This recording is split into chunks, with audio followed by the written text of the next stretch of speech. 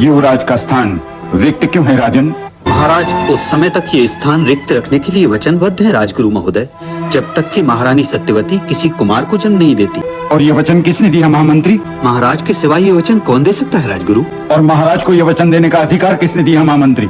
महाराज को अधिकार देने वाला कौन है राजगुरु? क्यों, क्या ये भूमि महाराज की है? राजन, तुम क्या ये भूल गए कि तुम नीतिपति नहीं प्रतिनिधि हो? नीतिपति तो केवल ईश्वर है, इसलिए ये निर्णय लेने का तुम्हें अधिकार ही नहीं। मैं ये जानना चाहता हूँ कि युवराज देवव्रत में महाराज ने ऐसा क्या खोट पाया कि वे हस्तिनापुर को एक नूतन युवराज देने के विषय पर विचार कर बैठे।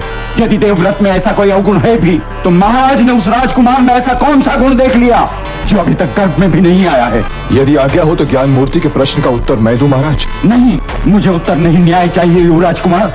समय की बात मत कीजिए राजगुरु, क्योंकि समय केवल साक्षी होता है। कर्म की बात कीजिए, क्योंकि कर्म स्वयं हमारे अपने होते हैं और हम अपने कर्मों के स्वयं उत्तरदायी भी होते हैं। क्या ये सत्य नहीं राजगुरु? यही सत्य है युवराज कुमार। महाराज ने तो दाशराज या महारानी को कोई वचन ही नहीं दिया। दाशराज को यह वचन मैंने दिया था राजगुरु कि महारानी सत्यवती का ज्येष्ठ पुत्र ही राज करेगा, और यह वचन देकर मैंने अपने कर्तव्य का पालन किया है। परंतु तुमने ऐसा क्यों किया युवराज? मैंने ऐसा इसलिए किया राजगुरु कि कोई दुखी राजा प्रजा को कभी सुखी नहीं बना सकता। और इसका दायित्व किस पर होगा कि महारानी के गर्भ से जन्म लेने वाला कुमार इस राज सिंहासन के योग्य ही होगा? ये तो हस्तिनापुर की भाग्य रेखा देखकर आप ही बतलाइए राजगुरु। परंतु यदि भीष्म के वचन का कोई मूल्य है, तो आज मैं हस्तिनापुर को यह वचन देता हूँ कि इस राज सिंहासन पर जो भी विराजमान होगा, उसमें ये गंगा पुत्र देवव्रत अपने पिताश्री की ही छवि देखेगा और आजीवन उसकी सेवा करता रहेगा।